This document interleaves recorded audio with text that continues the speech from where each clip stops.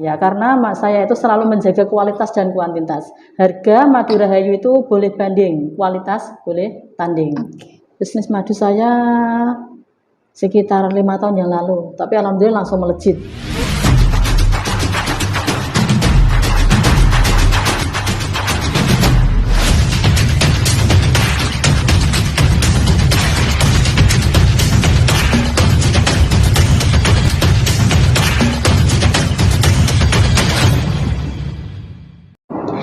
Assalamualaikum warahmatullahi wabarakatuh. Selamat berjumpa kembali sahabat podcast PCNU Pati. Kali ini kita bersama kembali dengan narasumber yang tidak kalah luar biasa dengan narasumber-narasumber yang lainnya. Nah, kali ini kita bersama dengan Ibu Rahayu. Ya, terima kasih. Ibu Rahayu ini adalah seorang pengusaha, teman-teman, berasal dari Gunung Mungkal, Kabupaten Pati, dan beliau adalah pengusaha madu ya. Produknya sudah bisa kita lihat. Nah, ternyata teman-teman, Ibu Rahayu ini dalam menjalankan bisnis madunya, ini sudah dalam skala luas, sudah nasional. Sering juga mengirim ke luar Jawa, kemudian di Pulau Jawa sendiri juga ada. Nah, kali ini kita akan belajar nih perihal madu dan juga bagaimana menjadi pengusaha madu yang menguntungkan dan juga menjadi pengusaha yang baik, teman-teman. Mungkin bagi teman-teman yang penggemar madu nih, nanti kita juga bakal belajar nih manfaat madu dan juga jenis-jenis madu. Ibu Rahayu, selamat sore Ibu. Selamat sore. Mungkin sebelumnya Ibu, kita kan mau belajar nih soal madu. Cuma sebelum itu mungkin saya persilahkan buat menyapa teman-teman yang menyaksikan untuk Ibu. Assalamualaikum teman-teman semua. Di sini nama saya Ibu Rahayu yang punya produk madu Rahayu. Saat ini saya akan bersama kalian untuk mengembangkan bisnis madu. Oke, Ibu Rahayu dari Gunung Mungkal nih Bu, betul nih? Iya, dari Gunung. Asli dari Gunung Mungkal. Kemudian mungkin sebelum kita bahas tentang madunya lebih lanjut ya Bu, mungkin hal pertama yang ingin saya tanyakan itu adalah kenapa kok dulu punya ide untuk usaha madu Ibu? Kenapa tidak yang lain? Iya betul. Dari awalnya suami saya itu pengguna madu. Pengguna madu setiap hari saya itu kan selalu sedia madu ya untuk suami saya, daripada saya itu belinya sedikit-sedikit terus saya belinya itu banyak. Setelah itu saya silaturahim ke rumah Ibu Nyai. Setelah itu tak kasih madu, terus Ibu Nyai bilangnya begini, ini dijual aja. Karena itu yang bicara itu Ibu Nyai, terus kemudian saya kemasi, saya online, saya posting, alhamdulillah ada yang tertarik. Setelah itu teman saya yang di Surabaya, yang di Tangerang, ya, terus kemudian anak saya yang di Belitung, terus kemudian yang ada yang di Sumatera Barat itu saya kirim-kirim semua. Itu sekarang sudah kirim banyak sekali sampai ke luar kota ya. Surabaya itu banyak sekali. Surabaya, terus ke Purwokerto, terus kemudian ke Tangerang itu ada tiga titik di Tangerang, Jepara, Demak, Kudus itu di Pasar Kliwon, itu sudah wilayah saya. Pati dan sekitarnya juga banyak sekali, termasuk Mas Niam ini yang ada di Gembong sini itu juga sudah lama join dengan Madu Rahayu. Alhamdulillah banyak yang cocok dengan madu saya karena saya itu selalu menjaga kualitas dan kuantitas. Harga madu Rahayu itu boleh banding, kualitas boleh tanding. Oke, gitu. Bu. Mungkin berarti ini memang berawal dari apa ya? Restu, saran betul. Dari ibunya gitu. Kemudian tadi Bu Rahayu juga menyebutkan bahwa produk madu Rahayu ini menjaga kualitas Ibu. Iya. Kemudian untuk produksinya itu apakah punya peternakan sendiri atau bagaimana Ibu? Oh, awalnya saya pengepul Mbak, pengepul. Terus kemudian sebagian saya menanamkan saham, tapi tidak saya tangani sendiri, ada titip ke rekan-rekan. Tapi yang lebih banyak saya itu pengepul. Kalau pengepul, kenapa saya menekankan ke pengepul? Karena itu kalau pengepul itu kita kan cari madunya itu lebih leluasa. Kalau saya peternak ya memang hanya itu saja yang saya punya. Jadi merasa saya itu madu saya terbaik, tapi ternyata tidak. Nah, madu yang saya beli itu madunya itu sudah maksudnya sudah tua. Panennya itu tidak hanya sekedar 15 hari, bahkan sampai 1 bulan. Tuh. Jadi memang kalau semisal waktunya lebih lama berarti kualitasnya lebih bagus ya, gitu. Terus kemudian ini Ibu. Kalau misalkan dari pengepul yang beda-beda, berarti itu kan madunya juga beda-beda nih. Beda-beda. Kemudian apakah itu semisalkan di pengepul satu jadi satu jenis madu atau Iya. disamakan Ibu? Karena di pengepul satu ini saya ada permintaan dari konsumen, minta madu rambutan. Di sini nggak punya, saya ke pengepul yang lain. Minta madu randu yang satu udah habis, saya ambil yang satu lagi. Kemudian saya juga membanding-bandingkan madu karena madu itu kan beberapa jenis ya gitu. Jadi tidak asal-asalan beli karena saya belinya partai besar. Cuman kalau misalkan kita ngomong jenis madu ya Bu, Ya. saya kan kebetulan di rumah itu memang selalu ada madu, cuma nggak banyak gitu ya Bu. Dan mungkin karena saya juga nggak begitu sering mengkonsumsi madu, jadi taunya rasa madu itu sama. Berarti jenis-jenis madu itu juga beda ya Bu, seperti yang Ibu sebut tadi ada madu rambutan. Beda. Kemudian, karena saya taunya madu asli sama madu kelanceng saja Ibu. Iya, kalau madu kelanceng kan cenderung ke agak asem-asem dikit ya. Iya. Madu liar ada beda-beda memang. Kalau madu liar itu beda dengan madu ternak. Dia memang hasil sendiri dari atap-atap rumah, dari pohon-pohon, itu biasanya madu liar. Madu liar harga liar, tidak seperti ini. Oh, gitu. iya. Kalau yang dari madunya Ibu itu berarti jenisnya apa saja Ibu? Jenisnya banyak sekali, Mbak. Ada madu multiflora, madu akasia dari akasia carva dari Jambi yang hitam itu. Terus kemudian madu karet ada, madu randu ada, madu mangga, madu rambutan, semua itu saya lengkapi tergantung permintaan daripada konsumen. Gitu. Kalau dia minta madu yang mahal, oke, saya kasih madu yang ori, kan tergantung gitu. Mungkin nama-nama tadi saya mesti ada gambaran ya, cuma yang tadi pertama madu multifloral gitu. Multiflora itu hasil dari semua bunga-bunga yang ada di hutan. Itu. Jadi rasanya memang kalau multiflora itu tidak berasa ke satu rasa ndak. Kalau memang madu rambutan kan khasnya kita agak ke seperti buah rambutan. Madu mangga juga gitu. Memang khasnya rambutan. Madu randu lebih-lebih itu sangat berasa bunga randunya gitu. Kalau multiflora memang ya seperti itu, berbau-bau secara semua bunga, bagus sih kualitasnya karena dari semua bunga-bunga. Terus madu dari akasia carva dari Jambi itu malah bagus Mbak, karena di sana kan banyak bunga-bunga ya, jadi tidak disuplai asli. Hitamnya itu memang air sana tuh warnanya kayak teh. Jadi kenapa hasilnya kok hitam? Karena dari kadar airnya itu tadi gitu. Jadi yang bikin madu-madu itu beda berarti apa yang dikonsumsi lebahnya gitu? Iya. Terus contohnya seperti ini. Kalau madu ternak yang disuplai makanan, seperti musim kemarau kan sedikit ya bunganya. Kalau nggak disuplai, otomatis madunya, tawanya, lebahnya itu mati.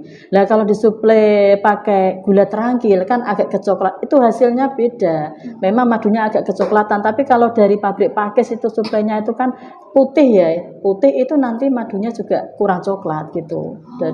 Berarti kalau misalkan saya tuh pernah lihat Ibu madu yang tetapi yang atasnya tuh kayak menggumpal kayak ada gula-gulanya itu kenapa Bu? Kayak gula-gula. Iya, kayak ada gula yang menggumpal gitu loh Bu, bagian yang keras gitu.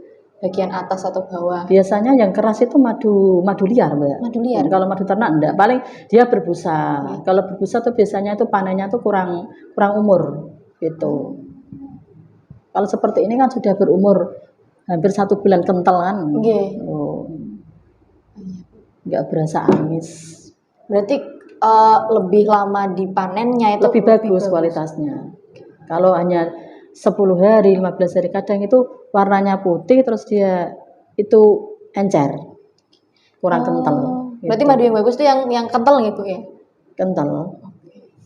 Terus kemudian ini Bu. Kalau misalkan produksi madu ya Bu. Itu kan seperti yang Ibu bilang tadi menyesuaikan juga sama apa yang dimakan sama lebah.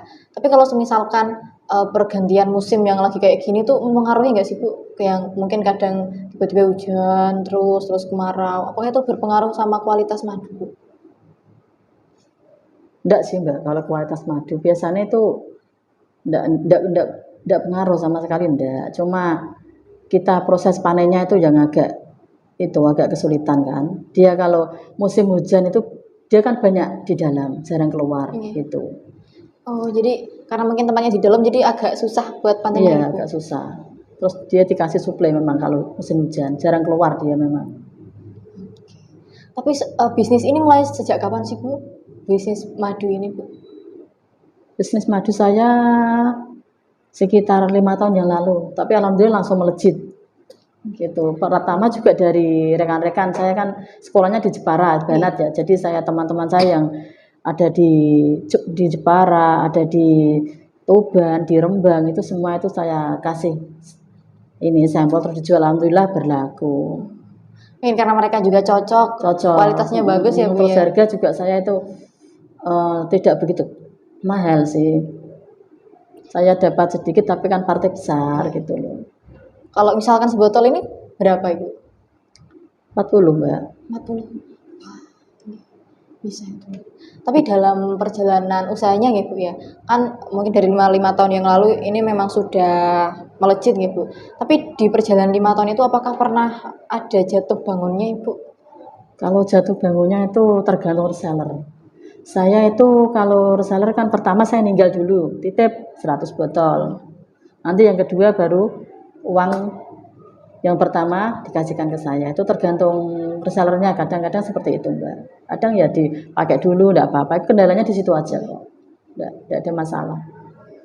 Benarnya. Sekarang kirim paling jauh di mana Ibu? Luar Jawa, Belitung, anak saya.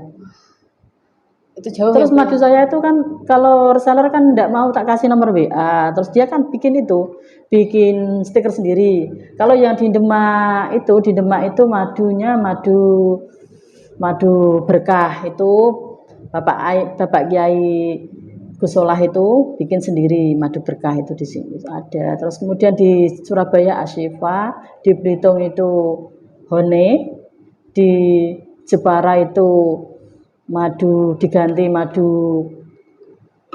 Mbak Sri bikin sendiri.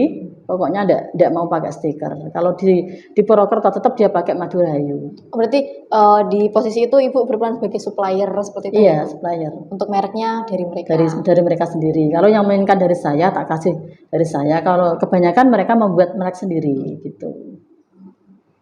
Berarti tidak keberatan gitu dengan hal yang seperti itu? Tidak, tapi memang saya yang membayar pajak, mereka enggak.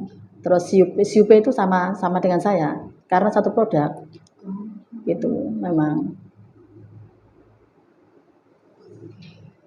Tapi mungkin buat teman-teman yang agak kurang gemar madu ya Bu, mungkin manfaatnya madu itu apa sih Bu? Banyak sekali Mbak, banyak sekali termasuk menjaga imun, untuk kesehatan, untuk mengobati batuk pilek untuk anak-anak. Pokoknya banyak sekali. Bisa lihat juga ya di Google banyak sekali kualitas dan kuantitas madu itu. Waktu Covid itu melejit sekali, saya sampai ndak di rumah belinya, sampai ke lokasi, suami saya ke lokasi. Kalau saya ndak ngasih uang, ndak dapat barang. Waktu Covid itu madu itu saya beli di peternak 1 kilo sudah 60. Satu botol saya jual 80 itu udah ndak ada madunya. Sekarang sudah turun gratis, peternaknya sekarang udah agak kelepek-kelepek. Karena mungkin waktu Covid mereka butuh buat ini ya Bu, jaga imun, Iya, jaga daya tahan betul. tubuh ya, Bu. Waktu Covid 1 minggu saya habis 250. Berarti 1 bulan itu saya cukup 1 ton, kadang enggak cukup. Itu belum sing madu hitam loh ya. Yang madu hitam dari Sumatera itu juga malah banyak yang dibutuhkan. Jadi yang waktu Covid 1 ton itu madu yang biasa gitu, belum atau itu keseluruhan? Keseluruhan. Banyak, 1 ton. Karena mungkin waktu itu butuhnya juga lagi buat biar sehat gitu. Iya. Karena kan orang-orang waktu Covid kan mereka panik. Madu kan dicampur sama air kelapa toh waktu itu. Untuk menambah imun. Karena obat dari Covid kan memang dari makanan, dari imun sendiri. Tapi untuk sekarang ini pemasarannya masih tetap luas dan ya alhamdulillah bertambah banyak, reseller saya bertambah terus. Oke. Mungkin ini Bu buat teman-teman yang barangkali juga lagi belajar usaha atau mungkin mau merintis usaha. Kira-kira bekal buat jadi pengusaha dan rahasia tips lah Bu ya. Kenapa kok 5 tahun mulai tapi sudah semelejit itu tuh bagaimana sih Bu? Mungkin saya ikut belajar juga nih barangkali bisa niru gitu. Ya dari awal tadi kan saya sarankan, dari teman-teman saya itu saya WA semua. Saya pertama kan belum pernah silaturahim ke rumah teman-teman. Saya silaturahim mau bawa 1 krat, tak tinggal 1 krat. Saya sekali silaturahim itu membawa 250 botol. Ya, karena mobilnya kan kecil, itu saya tinggal di Demak, terus kemudian di Kudus, di Pati. Terus alhamdulillah habis terus bertambah, terus sampai itu temennya bapaknya KKM kabupaten juga ikut jualan semua itu. Jadi bukan teman saya juga, teman bapak juga. Tapi dari awal memang dari rekan-rekan kerja saya, dari teman-teman sekolah, teman-teman pondok yang luar kota. Berarti ya sekolah di luar kota itu memang juga ada manfaatnya ya, kita punya banyak teman. Gitu. Jadi memang merawat hubungan-hubungan itu gitu buat Iya. memperluas ini ya, peluang-peluang gitu. Dan saya juga tidak hanya madu ya. Oh, ada yang lain juga? Banyak sekali bisnis saya itu. Kasur, Innova itu juga saya, spring bed, terus kemudian selimut, baju semuanya saya jual. Tidak hanya madu. Kalau madu sepi saya ke kasur. Ini kasur tadi malam ada pesanan udah 6 kasur. Karpet Malaysia, Permadani. Itu. Saya memang suka seperti. Dari kegiatan saya setelah pulang sekolah kan saya gunakan untuk bisnis daripada saya ngapain gitu. Berarti Ibu ini petarung bisnis teman-teman, karena bisnisnya ternyata tidak hanya madu tapi Tidak semua hanya aspek madu, itu semua. Gitu. diisi oleh kegiatan bisnis. Saya tekuni memang. Tapi yang paling gede itu yang madu gitu ya. Yang Madu paling sama luas. kasur. Madu sama kasur. Iya. Kasur saya langsung ambil dari Tangerang, dari pabrik langsung. Di sana ada saudara yang di sana, terus kemudian kalau ada permintaan dikirim langsung dari pabrik, di vakum, saya kirim ke alamatnya. Gitu. Cocok itu Bu. Bisa nih kalau aku belajar seperti Ibu nanti buat Bisa, bisnis. insya Allah bisa. Nah, kemudian ini Bu, ini kan madunya sudah dipasarkan seluas ini dan juga punya banyak sekali reseller di banyak kota. Kemudian rencana Ibu untuk kedepannya terkait bisnis madunya ini bagaimana Bu? Mau tetap diperluas lagi skala pemasarannya? Tetap diperluas. Kemarin saya baru beli 3 tong ya, itu madu multi. Ini madu multi, tak kasih madu multi ini. Madu multi ya, terus ada madu mangga dan juga ada madu rambutan. Mas Niam biasanya yang dimintakan yang madu multiflora ya. Kan termasuk harganya kan agak murah nih multiflora, tapi kualitasnya tidak kalah dengan yang lain. Aslinya seperti itu. Tapi karena dia multiflora gitu kan, terus di bawah yang bermerek seperti madu randu, yang paling mahal itu madu randu. Karena dari pohon randunya itu. Iya. Oke. Mungkin terakhir Bu ya, sebelum kita tutup, barangkali ada pesan yang mau disampaikan kepada orang-orang yang gemar madu, yang mau belajar usaha atau yang mendengarkan siaran ini, monggo Ibu silahkan. Ya, terima kasih saran saya ya, kata-kata saya. Nah, saya sarankan untuk semuanya mengonsumsi madu untuk menjaga imun, untuk menjaga kesehatan gitu ya. Oke, terima kasih Bu Rahayu atas waktunya. Oke teman-teman, kita udah belajar madu ya. Jadi saya yang masih asing terkait madu ini jadi tahu ada jenis-jenis madu seperti madu rambutan, madu mangga dan sebagainya. Ini barangkali besok-besok saya atau teman-teman juga bisa nih coba-coba rasa-rasa madu yang lain. Madu rambutan, itu kita tes apakah rasanya seperti rambutan atau bagaimana? Iya, memang seperti bunganya. Kadang itu yang sering banyak pertanyaan itu begini ya, kok madunya itu kok dirumput semut. Nah, memang jangankan madu seperti ini, madu liar, madu kelanceng juga dirumput semut. Karena apa?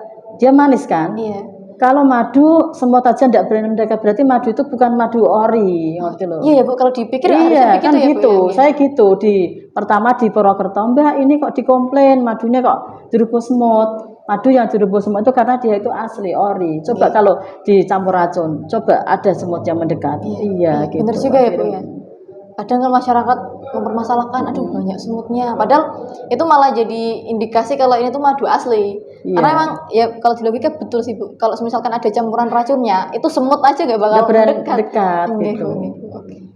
Ini ilmu baru teman-teman buat kita. Mungkin bisa dicatat nih. Kalau misalkan ada madu yang dikerubung semut, itu berarti perlu dipertanyakan itu madunya bagaimana ini. Bukan jaminan ya kalau ada madu di semut tidak asli, bukan jaminan. Betul, mau saya madu liar itu yang benar-benar ori diambil dari atap rumah itu aja tak coba. Semutnya mendekat kok. Berarti udah dites nih, pengusaha ini bukan berdasarkan apa ya teman-teman? bukan asal-asalan, ini memang sudah riset dan juga sudah coba-coba, udah ngecek berbagai sumber dan berbagai supplier. Ini barangkali teman-teman yang bisa kita pelajari nih, bahwa sebelum kita mulai usaha, kita harus benar-betul pastikan bahwa kualitas barang yang kita jual ini adalah yang terbaik begitu teman-teman. Dan juga tadi ada yang bisa kita pelajari juga terkait memanfaatkan jaringan, memanfaatkan relasi untuk membuat peluang-peluang. Dan satu hal yang saya pelajari dari Ibu Rahayu ini adalah untuk tidak mudah puas dengan satu jenis bisnis Iya, saja ya Bu betul, ya. betul sekali. Semua lini ini harus kita coba.